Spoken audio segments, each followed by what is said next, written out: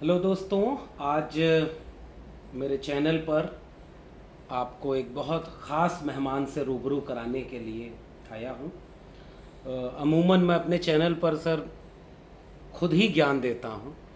हम लोग प्रोफेसर लोग हैं तो हम लोग बातचीत करते हैं, लेकिन मुझे कई बार ये लगता है कि कुछ ऐसी बातें जो किसी किताब से पढ़कर या खुद से सोच कर विचार कर जब हम कहते हैं, उससे कहीं ज़्यादा प्रभाव कुछ ऐसे शख्सियत से बात करके भी मिलता है जिनका अपना एक जीवन संघर्ष है, जिनका अपना एक अनुभव है।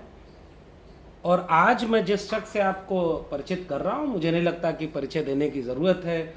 बहुत सारे साथी जानते हैं। यूँ तो आप खुद को गांधीवादी कहते हैं, गांधीवादी विचारक हिमांशु कुमार जी हमारे साथ हैं। इससे ज़्यादा परिचय इनका और कुछ नहीं दूंगा, क्योंकि जो आगे हम लोग बातचीत करने वाले हैं इसमें वो सारा परिचय खुद ब खुद इनके काम से, इनकी बातों से आपको मिलेगा। और आज जो हम बातचीत कर रहे हैं इसका एक खास मकसद भी है, एक पृष्ठभूमि भी है।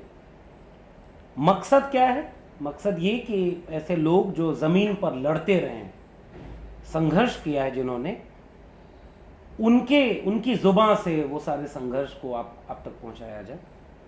और पृष्ठभूमि ये है कि हिमांशु जी लगातार आदिवासियों के लड़ते रहे हैं और एक कई सारे मुकदमे, मैं आज ही आपकी पोस्ट पढ़ रहा था, देखा उसमें 519 मुकदमे आपने अपनी ओर से आदिवासियों को न्याय दिलाने के लिए किए हैं।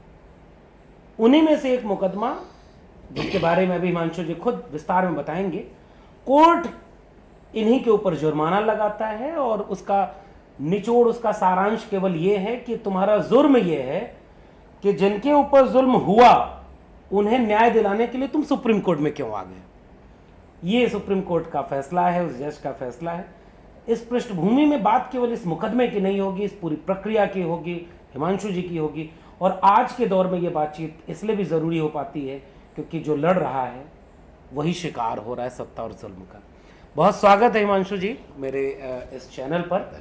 तो उस पूरे मुकदमे पर आए उससे पहले मेरा मन है कि मैं सबसे पहले जानूं खुद हिमांशु कुमार की ज़ुबानी की, कौन है हिमांशु कुमार, वो क्यों खुद को गांधीवादी विचारक कहते हैं, उनका रिश्ता आदिवासियों से कैसे बना, कब बना, क्या सोचकर बना या बिना सोचे बना, उसके बारे में अपनी बात बताएं। गांधीवादी विचारक तो मुझे दूसरे लोग कहने लगे।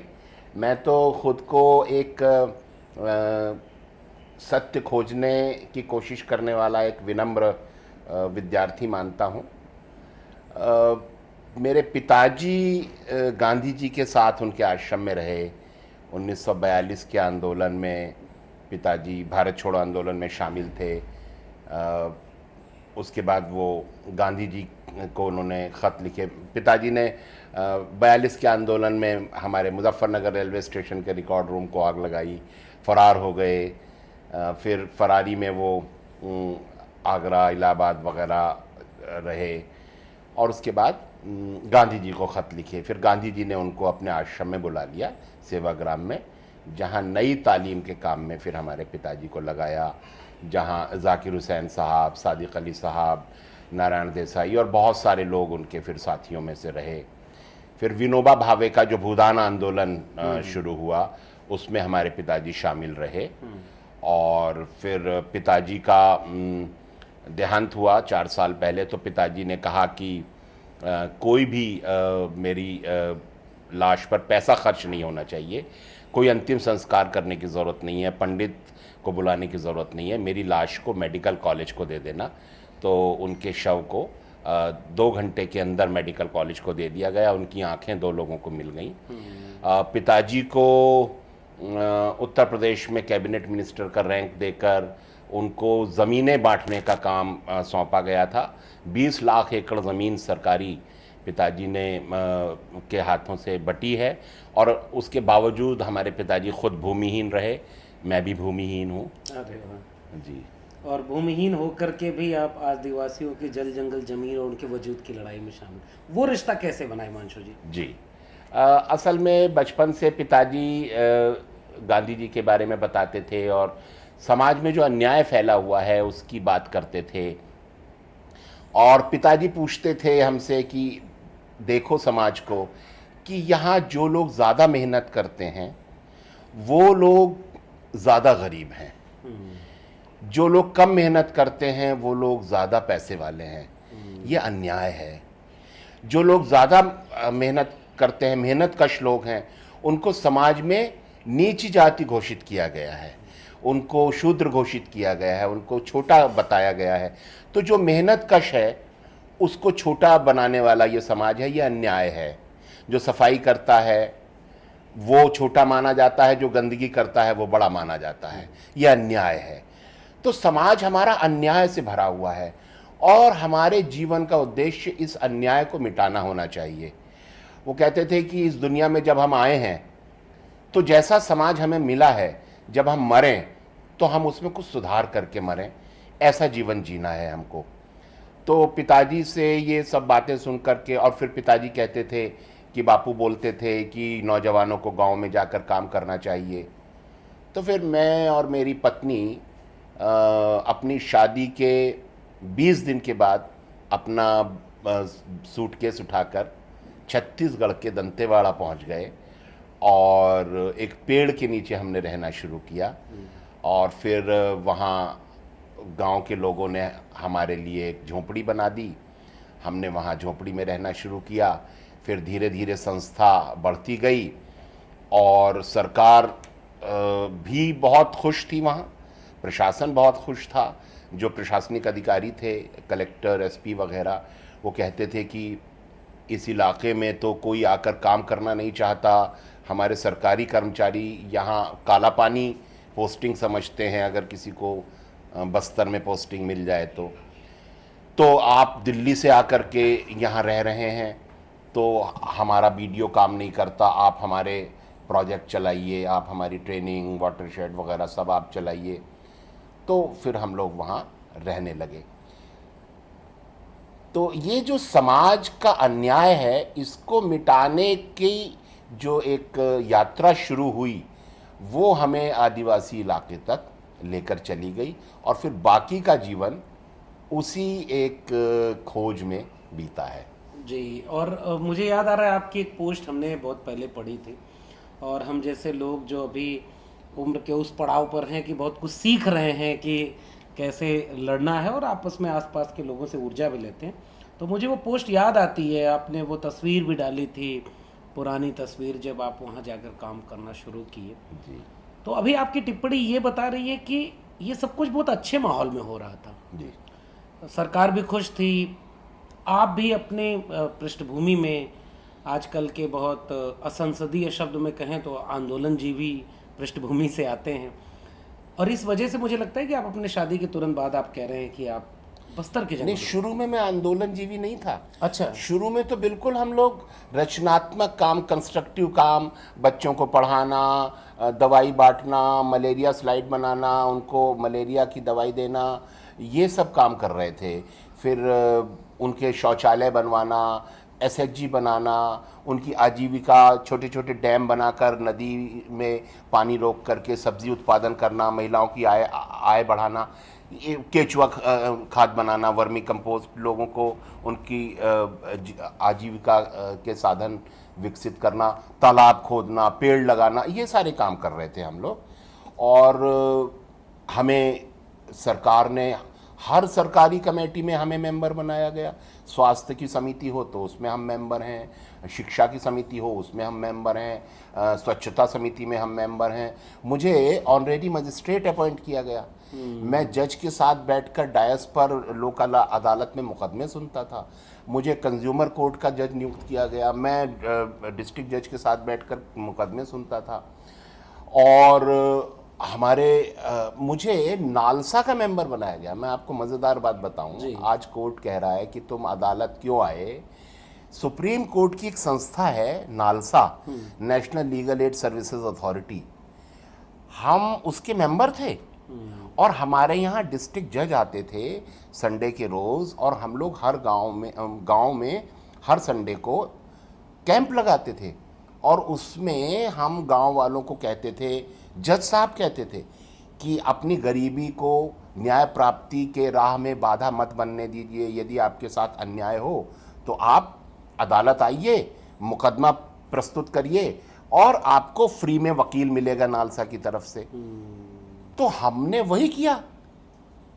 अच्छा, इस मामले में भी आप वही कर रहे हैं। अब मतलब एक चीज़ तो ये स्पष्ट हो गई कि ऐसा नहीं था कि आप उस आदिवासियों के बीच जब गए तो आप कोई खतरा बन करके गए थे, दोनों। और आप कह रहे हैं आपको सम्मान पुरस्कार मिला और कमेटियों में रखा गया, और वो भी सरकारी कमेटियां। और सरकार हमको अनुदान दे रही थी।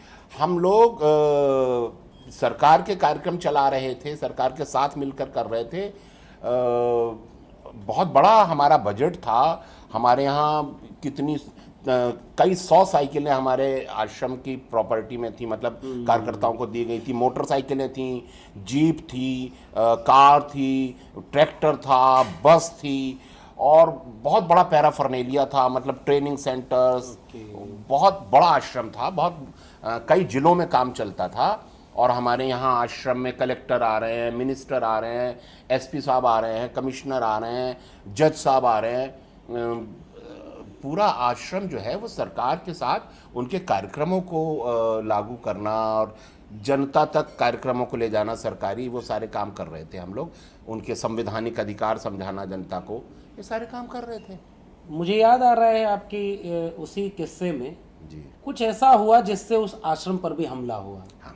वो किस्सा क्या था और फिर चीजें बदल कैसे गई? बदल कैसे नहीं, तो मैं जो आँख का तारा था वो आँख की किरकिरी कैसे बना। जी बिल्कुल सही बात है।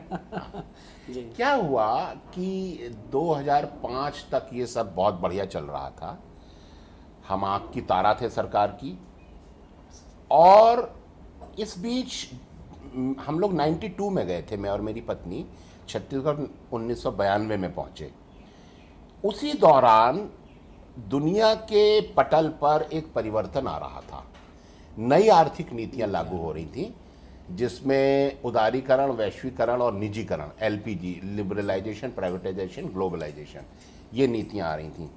और इसके तहत जो अंतर्राष्ट्रीय पूंजी है वो विकासशील देशों की तरफ दौड़ रही थी, गरीब देशों की तरफ दौड़ रही थी, लैटिन अमेरिका की तरफ, अफ्रीका की तरफ, साउथ एशिया की तरफ। और भारत में वो पूंजी आदिवासी इलाकों की तरफ दौड़ रही थी, क्योंकि आदिवासी इलाकों में संसाधन हैं, मिनरल्स हैं। तो 2005 में छत्तीसगढ़ की भाजपा सरकार ने 100 एमओयू किए, एमओयू, मेमोरेंडम ऑफ अंडरस्टैंडिंग। और उसके बाद उन कंपनियों को जमीन देने के लिए सरकार ने गैर कानूनी तरीका अपनाया। संविधान तो ये कहता है कि आदिवासी इलाका जो 5वीं अनुसूची का इलाका माना है, 5th शेड्यूल एरिया है, वहाँ पर बिना ग्राम सभा की इजाज़त के सरकार ज़मीन नहीं ले सकती। लेकिन सरकार ने क्या किया कि उसने गैर संवैधानिक तरीका, गैर कानूनी तरीका, गैर मानवीय तरीका अपनाया और उसने 5000 गुंडे इकट्ठे किए, उनको राइफलें दी 303, और उनको कहा कि तुम लोग स्पेशल पुलिस ऑफिसर हो। और उनको ये जिम्मेदारी दी कि वो गांव पर हमला करें और आदिवासियों को गांव से भगाएं और गांव खाली करा दें ताकि वो ज़मीनें बड़ी कंपनियों को दी जा सके। इस अभियान को नाम दिया सलवा जुड़ुम, और उसको कहा कि हम तो शांति स्थापित कर रहे हैं, हम तो नक्सलियों को भगा रहे हैं। नक्सलियों को भगाने के नाम पर ये 650 गाँव में आग लगाई गई, घरों में फसलें जलाई गई, उनके घरों में रखा अनाज जलाया गया, पानी के स्रोतों में जहर डाला गया, हैंडपंप तोड़ दिए गए, आदिवासियों की हत्या की गई, बच्चों की हत्या, बुजुर्गों की हत्या, आदिवासी महिलाओं से बलात्कार किए गए, और पूरा जो आदिवासियों का जीवन है वो अस्त व्यस्त कर दिया गया। बड़े पैमाने पर आदिवासियों का पलायन हुआ। बहुत सारे आदिवासी आंध्र प्रदेश चले गए जान बचाने के लिए, महाराष्ट्र चले गए, उड़ीसा चले गए। बहुत सारे आदिवासी जंगलों में छिप गए और बार बार ये लोग जा कर के गाँव पर हमला करते थे, बार बार लोगों की हत्या करते थे, बलात्कार वगैरह करते थे। ये चलता रहा। हम लोग इन्हीं आदिवासियों की सेवा कर रहे थे। तो ये जब गांव जलाए गए और इन गांवों के चारों तरफ कैंप बना करके सुरक्षा बलों ने घेरा डाल दिया, घेराबंदी कर दी, और ये आदिवासी भूख से मर जाएं, इसके लिए आदिवासियों का बाजार आना बंद करवा दिया कि बाजार से चावल ना खरीद कर ले जाए। और गांवों में जितने भी भोजन संबंधित सरकारी प्रावधान हैं वो सारे बंद कर दिए गए। यानी आंगनबाड़ी बंद कि बच्चों को खाना ना मिले, मिड डे मील, स्कूल बंद, मिड डे मील में खाना ना मिले, राशन दुकानें बंद, नरेगा बंद, सारे कार्यक्रम बंद। सरकार विड्रॉ हो गई और स्वास्थ्य के कार्यक्रम बंद। 1000 गांव को घेर लिया। तो हम लोगों ने यूनिसेफ के साथ मिल करके उनको हमने एक तरह से दबाव बनाया कि वो सर्वे करें कि इस पूरे इलाके में कितने बच्चे फंस गए हैं जो भूख से मर जाएंगे। तो हम लोगों ने सर्वे टीम बनाई। हमारी सर्वे टीम को किडनैप कर लिया गया और फिर मैंने यहाँ निर्मला देश पांडे जो गांधीवादी सामाजिक कार्यकर्ता थी, राज्यसभा सदस्य थी, उनको कहा कि हमारी टीम को किडनैप कर लिया गया है, 3 कार्यकर्ताओं को। उन्होंने गृह मंत्री शिवराज पाटिल थे, उनसे कह कर के फिर वहाँ मैसेज भिजवाया। फिर सीआरपीएफ ने किडनैप करके रखा हुआ था और उनके एक कार्यकर्ता का दांत तोड़ दिया था, एक कार्यकर्ता के कान के पर्दे फाड़ दिए थे, एक कार्यकर्ता का हाथ तोड़ दिया था। उस हालत में कार्यकर्ताओं को हमने वहाँ से छुड़वाया और इसके बाद फिर हमने प्रेस कॉन्फ्रेंस करी कि सरकार इस तरीके से कर रही है। उसके बाद फिर सरकार और हमारे बीच झगड़ा शुरू हो गया। इसी दौरान एक लड़की मेरे पास आई और वो मेरी स्टूडेंट रह चुकी थी, फिर वो आंगनबाड़ी कार्यकर्ता बन गई थी। उसने मुझे बताया कि सुरक्षा बल के सिपाही उसके गांव में आए थे और उन्होंने उस लड़की के चोटी में रस्सी बांधी और अपने पाँव में बांधी सिपाही ने रस्सी, और उस लड़की को गांव की गलियों में घसीटा और फिर उसको थाने में ले जा कर के बंद कर दिया और 24 घंटे बाद छोड़ दिया कि जाओ। तो वो मेरे पास आई, मैंने उसका वीडियो रिकॉर्ड किया। आज भी उसका वीडियो यूट्यूब पर है। सोनिया भास्कर उसका नाम था। मैंने वो वीडियो ला कर के राष्ट्रीय महिला आयोग की अध्यक्ष गिरिजा व्यास को दिया कि जांच कीजिए। तो उस लड़की को मदद तो कोई नहीं मिली, उल्टे उसको ये धमकी मिली कि अब अगर तुम कहीं मुंह खोलोगी तो तुम्हें नक्सली केस में फंसा देंगे। न्याय तो नहीं मिला, लेकिन आदिवासियों को ये पता चल गया कि इस आदमी के पास जाकर हम अपनी शिकायत दर्ज करा सकते हैं। ये सुनता है, क्योंकि लोगों के ऊपर अगर कोई हमला करे तो लोग कहाँ जाएंगे? सरकार के पास, पुलिस के पास। लेकिन अगर पुलिस हमला कर रही है तो लोग कहाँ जाएंगे? तो लोग हमारे पास आने लगे और हम उनको लेकर फिर अदालत की शरण में ले जाने लगे, प्रशासन के पास जाने लगे। तो धीरे धीरे हम जो एक रचनात्मक काम करने वाला आश्रम था वो मानव अधिकार संगठन में परिवर्तित होने लगा। न्याय दिलाने के लिए। ये कोई सोची समझी रणनीति जो आज सुप्रीम कोर्ट कह रहा है कि माओवादियों की मदद करने की कोशिश करी, ये ऐसा नहीं था। लोगों ने हमसे आकर जब अपनी तकलीफ सुनाई तो ये तो हमारा संवैधानिक कर्तव्य है। भारत के संविधान में जो नागरिक के कर्तव्यों का वर्णन है उसमें लिखा गया है कि यदि आपके सामने दूसरे नागरिक पर अत्याचार हो रहा है तो आप उसमें उसकी मदद करेंगे और उसको संवैधानिक प्रावधानों के तहत मदद दिलवाएंगे। तो हमने वही किया। अगर हम वो ना करते तो हम अपराधी होते। जो इस मामले में सुप्रीम कोर्ट कह कि आपके सामने अत्याचार हो रहा था, बच्चे का हाथ काटा जा रहा था, लोगों की हत्या हो रही थी और आप देखते रहे। आपने कोर्ट को नहीं बताया, आपने पुलिस को क्यों नहीं बताया? आपको बताना चाहिए था, आपका कर्तव्य था। आपने अपराध को छुपाने का अपराध किया है, तो वो तो हमने नहीं किया, हमने बताया। अच्छा, तो आज इस पूरी बातचीत को आगे बढ़ाते हैं हिमांशु जी। और जब वो मानवाधिकार आंदोलन के रूप में शक्ल अख्तियार करता है आपका वो आश्रम, तो उसके बाद आप क्या वहाँ रह कर के इन सारी चीज़ों को करते रहे और फिर सुप्रीम कोर्ट तक, न्यायालय तक आते रहे? वो पूरी प्रक्रिया क्या थी? आप जब किसी मुकदमे को लेकर आते थे, तो मैं दो स्तर पे समझना चाह रहा हूँ। जहाँ जहाँ अन्याय हुआ है, क्योंकि आपकी लड़ाई सीधे आप वो, मुझे कविता याद आ रही है कि जब रक्षक ही भक्षक बन जाएगा तो फिर कौन उसका न्याय करेगा। इसका मतलब ये कि आपकी लड़ाई सीधे स्टेट से थी। जिसके लिए आप लड़ रहे थे वो बहुत कमज़ोर लोग थे, उनके पास शायद बैंक एटीएम या सो कॉल्ड विकास के नाम पर कुछ भी नहीं था, उनकी जल जंगल ज़मीनें थी। उनका आपके प्रति क्या रुझान था? वो जो आपने अभी बोला ना कि उन्हें ये उम्मीद बनने लगी कि एक व्यक्ति है जो सुनता है। ये कहानी क्या है? और फिर जब आप न्यायालय तक आते थे, क्या इसके पहले के किसी मामले में भी आपको दोषी बनाया गया कि तुम न्यायालय तक क्यों आए, तुम्हारे ऊपर जुर्माना हम लगाते हैं? नहीं, अभी तक ऐसा कोई फैसला नहीं आया। अलबत्ता सरकार ने बहुत बार उसमें हर मुकदमे में सरकार जो है मेरे खिलाफ न्यायालय को कहती थी कि ये माओवादियों की मदद करने के लिए ऐसा कर रहे हैं या ये विदेशों से पैसा लेते हैं। इस तरह के इल्ज़ाम सरकार लगाती रही है। इस मुकदमे में भी सरकार ने 3 बार कोशिश करी है। अच्छा।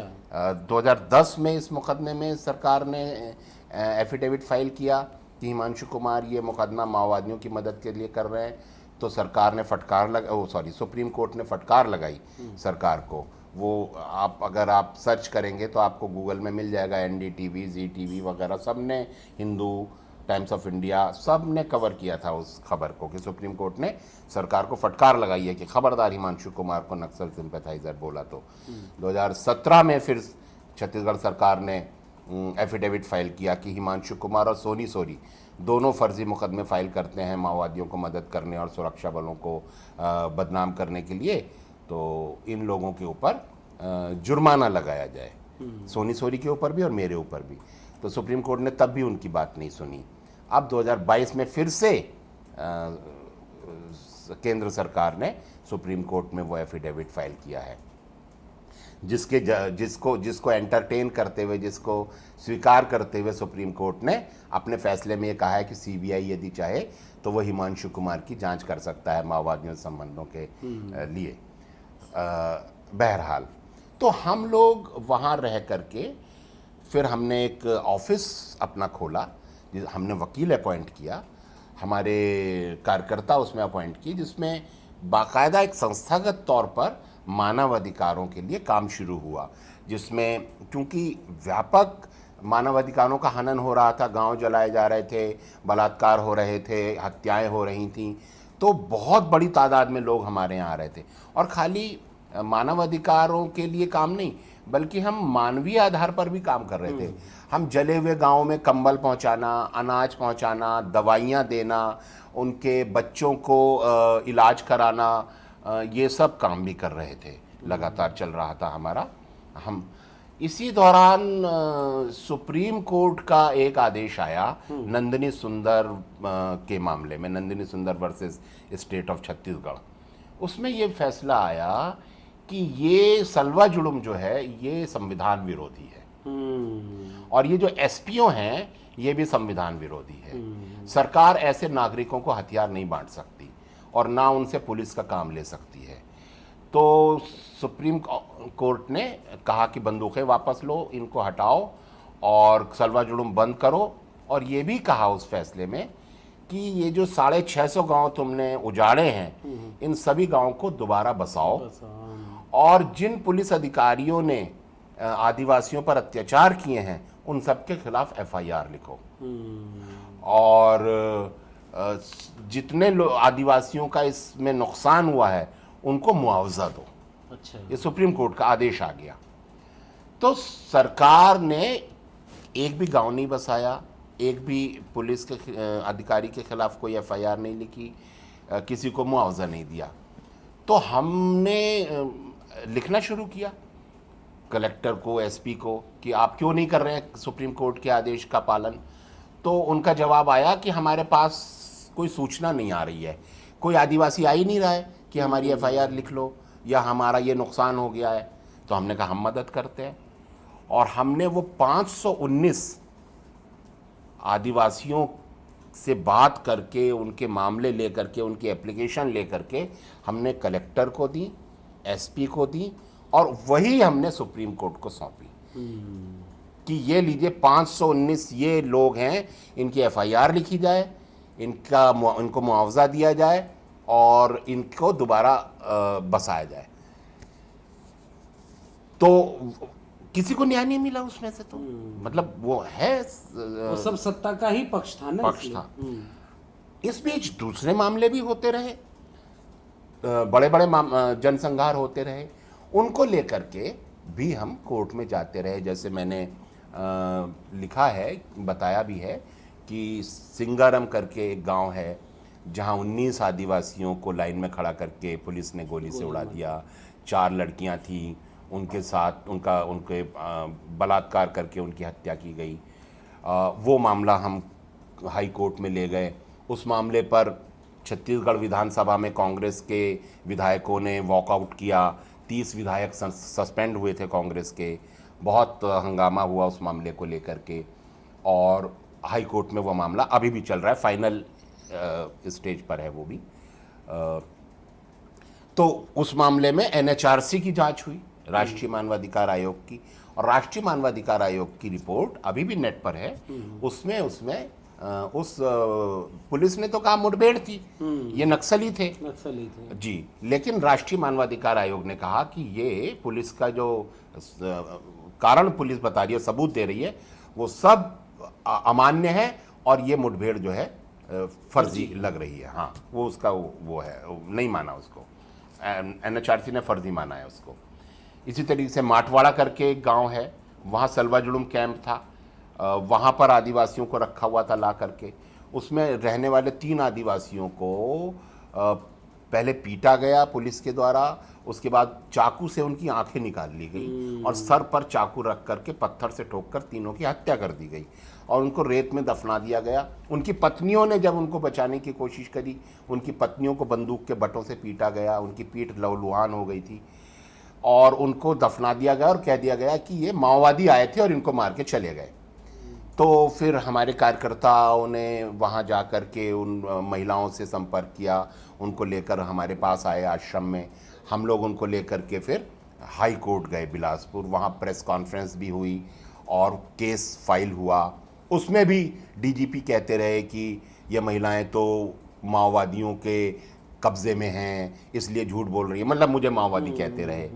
और उसके बाद उस मामले में 3 पुलिस वाले जेल गए, थानेदार और 2 और पुलिस वाले जेल गए। तो वो मामला भी सही साबित हुआ, सच्चा साबित हुआ। इसी तरीके से वहाँ एड्समेट्टा करके गांव है जहां 7 आदिवासियों की हत्या हुई। पहले पुलिस ने कहा कि ये माओवादी लोग थे, मुठभेड़ थी, बाद में न्यायिक आयोग की रिपोर्ट आई कि ये निर्दोष आदिवासी थे। सरकेगुड़ा करके गांव में 17 आदिवासियों की हत्या हुई। सरकार कहती रही कि ये माओवादी थे और मुठभेड़ थी। उसमें फिर पता चला कि 9 तो बच्चे थे और ये सब बैठकर पूजा कर रहे थे और इनको घेर करके मारा गया। न्यायिक आयोग की रिपोर्ट आई, वो निर्दोष थे, वो बात सही साबित हुई। फिर मुझे जो जानकारी मिली सोनी सोरी के द्वारा और दूसरे लोगों के द्वारा कि जेलों में ऐसी लड़कियां हैं जो नाबालिग हैं, आदिवासी हैं, इनको थाने में बलात्कार किए गए हैं इनके साथ और इनको बिजली से जलाया गया है, करंट लगा करके। और ऐसी लड़कियां, नाबालिग बच्चियां जेलों में बड़े पैमाने पर हैं। तो मैंने वो सब लिखा फेसबुक पर और मैंने कहा कि अगर ये मैं मांग करता हूं सुप्रीम कोर्ट से कि वो एक आयोग का गठन करे, एक समिति का गठन करे जो जाकर के जेलों का विजिट करे, जिसमें मानवाधिकार कार्यकर्ता हों, पत्रकार हों, वकील हों और इस हालत को सुधारे। और अगर मेरा आरोप झूठा पाया जाए तो मुझे जेल में डाल दिया जाए। तो मेरी इस पोस्ट के नीचे छत्तीसगढ़ की एक उप जेलर वर्षा डोंगरे ने कमेंट किया कि हिमांशु कुमार बिल्कुल ठीक कह रहे हैं और मैं खुद बस्तर जेल में जेलर रह चुकी हूं और मैंने ऐसी लड़कियों को, आदिवासी लड़कियों को देखा था, नाबालिग लड़कियों को, जिनके शरीर पर बिजली से जलाए जाने के निशान थे और मैं वो देखकर कांप गई। उनके इस कमेंट के बाद हंगामा हो गया कि हिमांशु तो कुमार, जेलर ही हैं वो, तो जेलर कह रही है कि हिमांशु कुमार बिल्कुल ठीक बोल रहे हैं। तो भाजपा सरकार ने बजाय इसके, और वर्षा डोंगरे ने कहा, वर्षा डोंगरे मुझे इसलिए मैं सैल्यूट करता हूं कि वो एक दलित समुदाय से आती हैं और उनको संविधान की इतनी ज़्यादा फिक्र है कि उन्होंने अपनी नौकरी की परवाह नहीं की और उन्होंने लिखा सच बोल दिया जवाब में कि मैं संविधान की सेवा करती हूँ, मैं संविधान की नौकर हूँ, सरकार की नहीं। सरकार के नौकर नहीं, बिल्कुल। हाँ, और उन्होंने वो लिखा, तो उसके बाद उन्हें सस्पेंड कर दिया गया। खैर फिर वो अभी बहाल हुई हैं और वो सहायक अधीक्षक हैं जेल की। तो उन्होंने ये लिखा, तो ये मामला हमारा सही साबित हुआ। इसी तरीके से सोनी सोरी जो एक वक्त में मेरी स्टूडेंट रह चुकी थी। सोनी सूरी आपकी स्टूडेंट रह चुके थे? जी जी जी। अच्छा। तो उनको आवाज़ उठाने का, उनको और उनके भतीजे लिंगा कोड़ोपी जो बस्तर के पहले आदिवासी पत्रकार बने, उनको उठा लिया और उनको उठा कर के यातना दी गई। लिंगा कोड़ोपी के मलद्वार में मिर्च और तेल डुबोकर डंडा घुसा दिया गया, उससे उनकी आंख फट गई, उनको जेल में डाल दिया गया। फिर सोनी सोरी को थाने में ले जाकर वहाँ के एसपी अंकित गर्ग ने उनके गुप्तांगों में पत्थर भर दिए और जेल में डाल दिया और कहा कि ये माओवादी हैं लोग, ये दोनों लोग। बाद में दोनों लोग सभी मामलों में बरी हुए। लिंगा कोड़ोपी पर 3 मामले बनाए गए थे, तीनों में बरी हुए। सोनी सोरी पर 7 मामले बनाए गए थे, वो 7 में बरी हुई। तो हम शुरू से कह रहे थे लोग निर्दोष हैं, तो वहाँ भी हमारी बात सच साबित हुई। तो आज तक एक भी ऐसा मामला नहीं है जिसमें हम झूठे साबित हुए हों। हर मामले में हम सही साबित हुए हैं।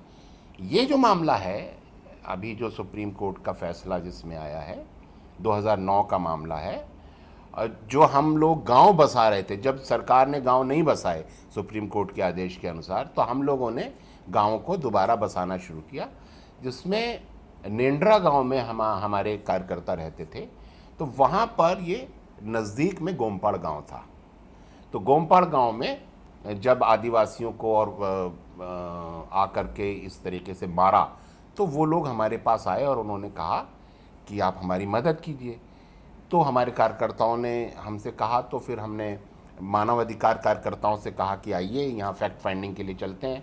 सुधा भारद्वाज भी आई, बाकी और भी दिल्ली से भी मानवाधिकार संगठनों के लोग आए, PUDR वगैरह से, PUCL से, और एक संयुक्त टीम वहाँ गई और गाँव वालों के साथ बैठी और हम लोगों ने सारे फैक्ट्स उनसे सुने। फिर हम उन लोगों को लेकर दिल्ली आए। उसमें सोडी संबो नाम की एक महिला थी जिसके पाँव में गोली मार दी गई थी, उसकी टखने की हड्डी का टुकड़ा उड़ गया था। उसको लेकर हम लोग आए दिल्ली। कॉन्स्टिट्यूशन क्लब में बैठक हुई, जन सुनवाई हुई, मीडिया आया वहाँ। सारी मीडिया के सामने गोमपाड़ के लोगों ने अपनी पूरी व्यथा सुनाई। और फिर अगले दिन हम लोग HRLN गए और वहाँ जा कर के हम लोगों ने वो पेटिशन तैयार की और सुप्रीम कोर्ट में पेटिशन फाइल हो गई। उसी पेटिशन पर सुनवाई चलती रही और अब आकर के 13 साल के बाद, अच्छा, उस पेटिशन में हमने ये मांग की थी कि भाई चूंकि मारने वाली पुलिस है, इसलिए आप पुलिस के अलावा दूसरी किसी एजेंसी को जांच के लिए नियुक्त कीजिए, या तो आप SIT गठित कर दीजिए या आप CBI को दे दीजिए, लेकिन पुलिस पर हमको भरोसा नहीं है। इस दौरान क्या हुआ कि पुलिस ने मेरी हत्या की कोशिश की। अच्छा जी। और मुझे छत्तीसगढ़ छोड़कर निकलने पर मजबूर होना पड़ा। और जैसे ही मैं निकला, अगले दिन इस गांव के 6 लोग मुझसे मिलने के लिए आए। उन 6 लोगों का पुलिस ने अपहरण कर लिया। उस अपहरण का वीडियो हमारे पास है, वो वहाँ मौजूद पत्रकारों ने बना लिया, वो YouTube पर अभी भी है। और इन 6 अपहरण किए गए लोगों को दिल्ली ला करके 30 हज़ारी कोर्ट में बयान दिलवा दिया कि हम नहीं पहचानते वो कौन लोग थे, वो तो जंगल से आए थे वर्दी में लोग। उसी को सुप्रीम कोर्ट कह रहा है कि ये केस झूठा है। उस उन लोगों ने ये कभी नहीं कहा कि ये केस झूठा है, या पुलिस नहीं थी, या पुलिस नहीं थी, या हिमांशु झूठ बोल रहा है, या हमने दबाव में केस डाला, ऐसा कुछ नहीं कहा। उन्होंने कहा हम नहीं पहचानते, वो वर्दी में आए थे जंगल से और हमारे लोगों को मार के चले गए। तो 16 लोग मरे हैं ना, किसने मारा है इसकी जांच होनी चाहिए ना। बिल्कुल। तो सुप्रीम कोर्ट ने जांच ना करवा करके ये कह दिया कि ये हिमांशु और बाकी के पेटिशनर झूठ बोल रहे हैं। क्या झूठ बोल रहे हैं? क्या झूठ बोल रहे हैं? क्या बोला है? हाँ, हमने क्या झूठ बोला है? लोग नहीं मरे क्या? किसी ने नहीं मारा क्या? किसने मारा है उसकी जांच करवा दीजिए आप। तो बिना जांच किए सुप्रीम कोर्ट ये कैसे कह सकता है कि हम झूठ बोल रहे हैं? तो इस मामले में फिलहाल यही हुआ है कि सुप्रीम कोर्ट ने कहा है कि आपने गलती किया, आपने अपराध किया कि आप सुप्रीम कोर्ट आए, इसके लिए आपको 5 लाख रुपया जुर्माना देना होगा, और नहीं देंगे तो फिर वो आगे जी। यानी ये जो सवाल अभी जहां आपने बातचीत छोड़ी है, मुझे लगता है हिमांशु दा ये मामला तो फिर उन तमाम घटनाओं पर लागू होगा जी जिनमें न्याय नहीं मिले होंगे।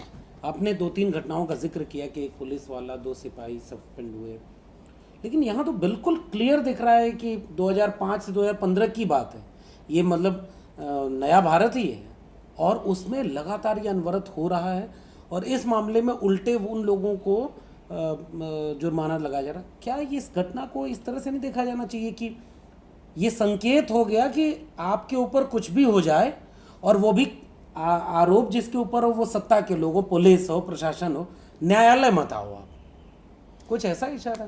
देखिए, बिल्कुल ये जो मामला है, इसमें जो फैसला आया है उसका तो सीधा सीधा संदेश यही है कि आपका न्यायालय आना ही अपराध है, न्याय मांगना ही आपका अपराध है, और आपको इसके लिए सज़ा मिलेगी। आपके ऊपर जुर्माना लगाया जाता है 5 लाख, और यदि आप नहीं देंगे तो आपको जेल में डाल दिया जाएगा।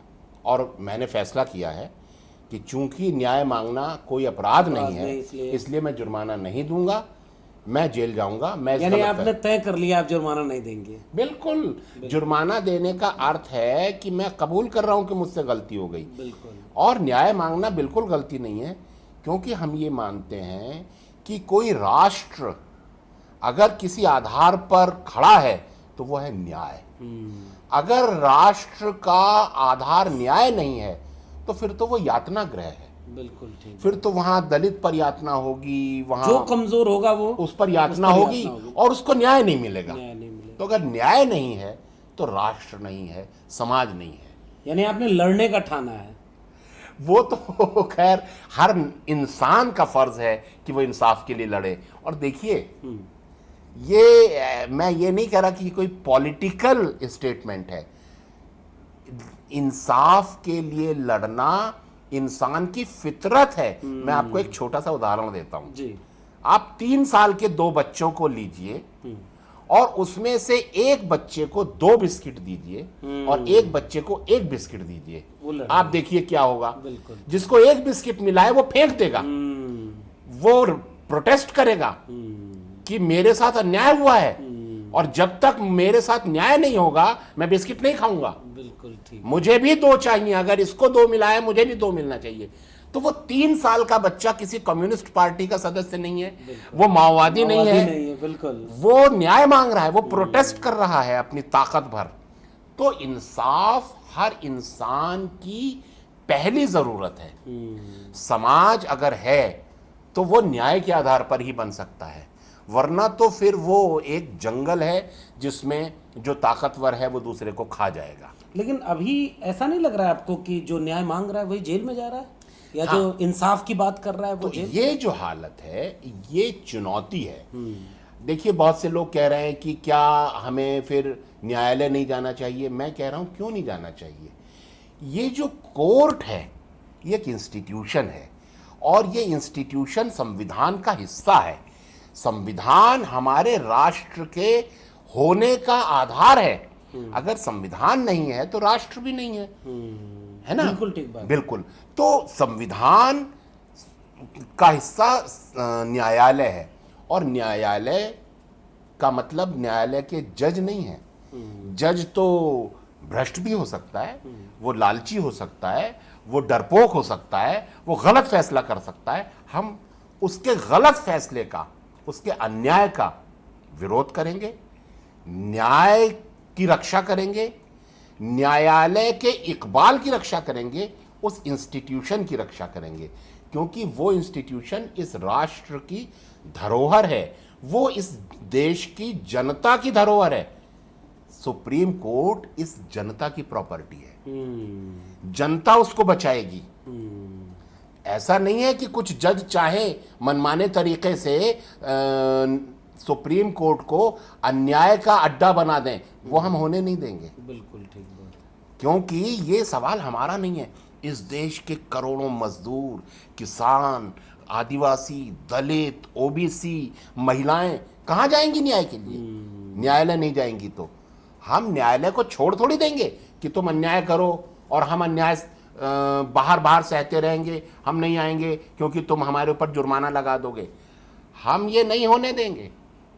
हम आपका विरोध करें, गलत फैसले का विरोध करेंगे, उसका सामना करेंगे। आप अब जेल में डालेंगे तो हंसते हंसते जेल जाएंगे, हिम्मत के साथ लड़ेंगे, लेकिन आपकी गलतियों का पर्दाफाश करेंगे, जुल्म को सहेंगे और आपको जुल्म करने से रोकेंगे। लेकिन मेरा सवाल हिमांशु जी ये है कि इसी प्रक्रिया के तहत स्टेन स्वामी को जेल में रख करके, मतलब हम तो कहते हैं, जैसे रोहित वेमुला को हम याद करते हैं तो हम कहते हैं वो एक सांस्थानिक हत्या है।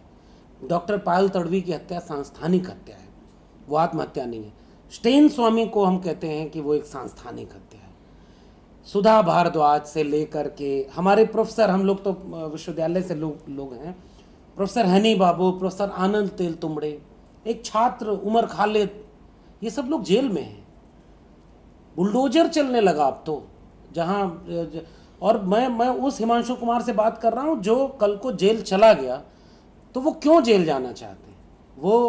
वो लड़ना तो बाहर रह करके लड़ना है, या एक कंफ्यूजन होगा कि जो बोल रहा है वो जेल में चला गया, बाहर के लोग डर जाएंगे। आपका क्या पैगाम है? मेरा मानना यह है कि बिना डरे जुल्म का सामना करने से लोगों की हिम्मत बढ़ेगी, उससे डरेंगे नहीं लोग। बिल्कुल, उनको लगेगा कि हिमांशु नहीं डरा, हमको भी नहीं डरना है। अगर आज मैं डर जाऊं तो मैसेज क्या जाएगा कि देखा सुप्रीम कोर्ट ने जरा सा डराया और हिमांशु डर गया। बिल्कुल। मैं क्यों डरूं? मैंने कोई गलती नहीं की है। तुम मुझे सता सकते हो, लेकिन मुझे झुका नहीं सकते, तुम मुझे डरा नहीं सकते। तुम मेरे ऊपर मुझे जेल में डाल दो, तुम मेरी हड्डियां तोड़ दो, तुम मुझे मार डालो, लेकिन मैं तुम्हारी गलत बात को कबूल नहीं करूंगा। मैं ये नहीं मानूंगा कि इंसाफ मांगना गलत काम है। मैं इंसाफ के लिए लगातार लड़ता रहूंगा, आदिवासियों के लिए लड़ता रहूंगा, गलत बात कबूल नहीं करूंगा, सच्चाई के लिए लड़ूंगा। तुम्हारे हाथ में आज सत्ता है, जेल तुम्हारी है, पुलिस तुम्हारी है, डाल दो जेल में, मार दो मुझे, लेकिन तुम मुझे झुका नहीं सकते। ये आपका पैगाम बहुत हिम्मत की बात है। हम तो सलाम करते हैं आपकी इस हिम्मत को, और आप जैसे लोगों से हम लोग भी थोड़ी बहुत हिम्मत लेते हैं। नहीं। कल को कौन जेल में जाए इसका तय नहीं। एक आखिरी सवाल हिमांशु जी, आप आदिवासियों के लिए इतना लड़ते हैं, और जो बात आपने कही है ये पिछले 10-15 साल के बीच की बात है। ऐसा भी नहीं कि कोई बहुत पुरानी बात है, लेकिन किसी मीडिया घराने में ये बात नहीं होती, और आप तो बहुत बेहतर जानते हैं, उस पर कोई बहस नहीं होती। हम लोग सामाजिक न्याय की बात करने वाले लोग, बिरसा, फुले, अम्बेडकर हमारे नारों में ही नहीं है, वो एक स्वप्न है। जिस स्वप्न में हम कमज़ोर के पक्ष में खड़े होने की अपेक्षा रखते हैं, और राष्ट्र का मतलब ये है कि कमज़ोर को न्याय मिले, और वही लड़ाई आपने लड़ी।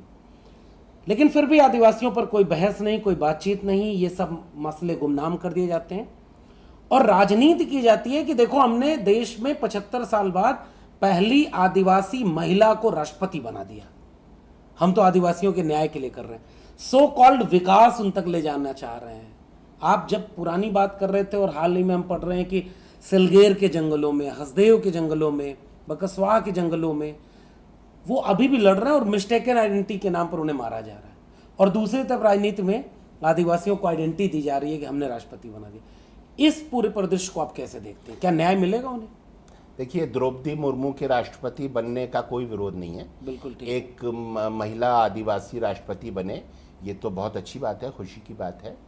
लेकिन जिस तरीके से एक आदिवासी महिला का नाम इस्तेमाल करते हुए उसके साथ साथ अन्याय को, आदिवासियों के ऊपर अन्याय को बढ़ाया जा रहा है, वो लग रहा है कि आप धोखाधड़ी कर रहे हैं।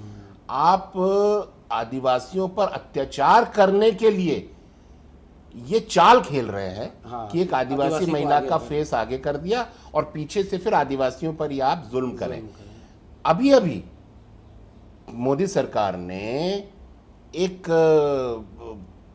वो बनाया है, कानून बनाया, पास किया है कि अब आदिवासियों की ज़मीन जो पर अगर कब्जा करना है कंपनी या उद्योगपति के लिए, पूंजीपति के लिए, तो अब ग्राम सभा की इजाज़त की ज़रूरत नहीं है। वो जो 5वीं अनुसूची थी मेरा, अब आदिवासियों से पूछने की ज़रूरत नहीं है। तो ये तो आदिवासियों की स्वायत्तता और उनका जो जंगल पर हक है, संवैधानिक हक है, संवैधानिक हक है, उस पर सब खिलाफ आपने ख़त्म कर दिया। तो एक तरफ तो आपने ये दिखाया कि हम आदिवासी महिला को राष्ट्रपति बना रहे हैं, देखो हम आदिवासियों को कितना प्यार करते हैं, और दूसरी तरफ आपने पीछे से, पर्दे के पीछे से आदिवासियों पर इतना बड़ा हमला कर दिया। जैसे रामनाथ कोविंद दलित थे, जैसे मोदी जी खुद ओबीसी हैं। जी, तो ये जो राजनीतिक धोखाधड़ी है कि आप दिखाते कुछ हैं और करते कुछ हैं, उसका विरोध है। उसको खोला जाना चाहिए, उसका स्पष्टीकरण होना चाहिए जनता के सामने, उसका पर्दाफाश होना चाहिए कि ये कोई आदिवासियों के दोस्त लोग नहीं हैं, बल्कि ये पूंजीपतियों के दोस्त हैं और जनता के हितों पर ये लोग हमला कर रहे हैं, उनके आदिवासियों के हकों को छीन रहे हैं, उनकी ज़मीनों पर कब्जा कर रहे हैं, उनको वहाँ से भगा रहे हैं, मार रहे हैं उनको। ये बात देश की जनता के सामने आनी चाहिए और ये सब रुकना चाहिए। काफ़ी दिलचस्प बातचीत रही हिमांशु जी। चलते चलते बस आखिरी सवाल, मैं एक विश्वविद्यालय में 12 साल से टेम्पररी प्रोफेसर हूँ, अभी परमानेंट भी नहीं हूँ। मुझे कई बार डर लगता है कि मैं अगर बोलूँगा तो कुलपति कौन कैसे बन रहा है, प्रिंसिपल बन रहा है, सब कुछ हो रहा है, और अगर मैं सच के पक्ष में खड़ा हूँ तो मुझे लगता है मैं सत्ता के खिलाफ खड़ा हूँ। सत्ता अमूमन दमन के पक्ष में है, तो मुझे डर लगता है कि कल को मेरा क्या होगा। आपने तो अपने पूरे जीवन को इस पूरे न्याय और मनुष्यता की लड़ाई में खड़ा कर दिया, और लड़ाई आपकी थी सत्ता से। क्या लगता है ये हम जैसे नौजवानों को और लाखों लोग जो देख रहे होंगे इस बातचीत को, क्या हिम्मत, किस बात के लिए हिम्मत लेनी चाहिए, कैसे वो खुद को मोटिवेट करें, क्योंकि लड़ाई जिनसे वो बहुत ताकतवर है। देखिए, मैं बुद्ध से बहुत प्रभावित रहा हूँ जी, और बुद्ध ने की जो समझ है, और उसके बाद जय कृष्णमूर्ति को पढ़ा है, ये जो मैं है, जो डरता है, ये मेरा ही क्रिएशन है, इसे मैंने ही बनाया है। इसको अगर मैं समझ लेता हूँ तो उस भय के पार निकल जाता हूँ। ग्रेट। तो मैं हर समय उस मैं को समझता हूँ कि ये कौन है, ये मैं ही बना रहा हूँ, मैं ही भय हूँ, भय मैं ही क्रिएट कर रहा हूँ, मेरा ही मस्तिष्क भय को क्रिएट करता है। मैं जब उसको देखता हूँ, समझता हूँ, तो मैं भय के पार हो जाता हूँ। बहुत शुक्रिया हिमांशु जी, और मैं उम्मीद करता हूँ कि इस दर्शन को, जो एक बहुत सामान्य सा दर्शन है, मनुष्य होने का दर्शन है, इस विचार को, इस जज्बे को जो आपने दिखाया है, हम सैल्यूट करते हैं आप जैसे तमाम लोगों को, और हम आपके साथ खड़े होकर के शायद अपने हिस्से का थोड़ा सा जो दायित्व है वो निभाने की कोशिश कर रहे हैं। और आपने तय किया है कि आप जुर्माना नहीं देंगे, आपको जेल ले जाना है, आप जेल ले चलो, मैं सच की लड़ाई में झुकूंगा नहीं। बहुत बहुत शुक्रिया इस बातचीत के लिए, और आपकी हिम्मत बरकरार रहे। और मैं उम्मीद करता हूँ, मुझे नहीं पता कि सोनी सूरी थी या मैं आपको एक रहस्य की बात बताऊं। हाँ, मैं आपसे बहुत प्रभावित हूं। आपकी हिम्मत से मैं आपके वीडियोस लगातार शेयर करता हूं, और आप जैसे नौजवानों की इस देश को बहुत ज़रूरत है। बहुत शुक्रिया। और मेरा मानना ये है हिमांशु दा कि हम सब ऐसे लोग एक दूसरे से हिम्मत लेते हैं और थोड़ी बहुत हिम्मत देते हैं। ये हिम्मत बरकरार रहे, न्याय की लड़ाई चलती रहे। हम उम्मीद करते हैं कि आप सकुशल हमारे बीच रहेंगे और हम मिलकर ये लड़ाई लड़ेंगे। बहुत बहुत शुक्रिया।